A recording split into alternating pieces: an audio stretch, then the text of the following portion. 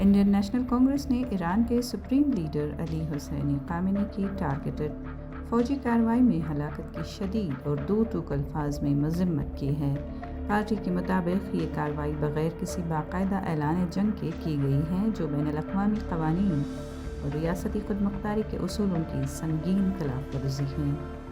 INC نے supreme leader کے اہل خانہ، ایران کی عوام اور دنیا بھر کی شیعہ برادری سے تعزیت اور مکمل یکجہتی کا اظہار کیا ہے۔ بیان میں کہا گیا ہے کہ ایسے اقدام عالمی امن و استحکام کے لیے خطرناک ثابت ہو سکتے ہیں۔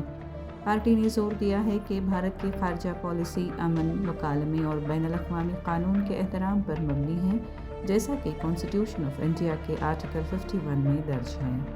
خود مختاری، عدم مداخلت اور تنازعات کا پرامن حل بھارت کی تہذیبی اور آئینی اقدار کا حصہ ہیں۔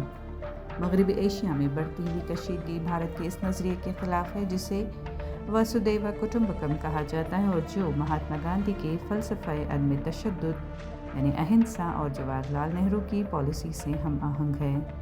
INC کے مطابق کسی خود مختار ریاست کی قیادت کو طاقت کے ذریعے نشانہ بنانا یا اسے غیر مستحکم کرنا رجیم چینج کی پالیسیز اور ایک طرفہ جبر کی خطرناک مثال ہے۔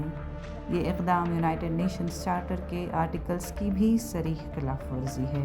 ان کا ماننا ہے کہ ہر ملک کے عوام کو یہ ناقابل تنسیق حق حاصل ہے کہ وہ اپنی سیاسی قیادت اور مستقبل کا فیصلہ خود کریں۔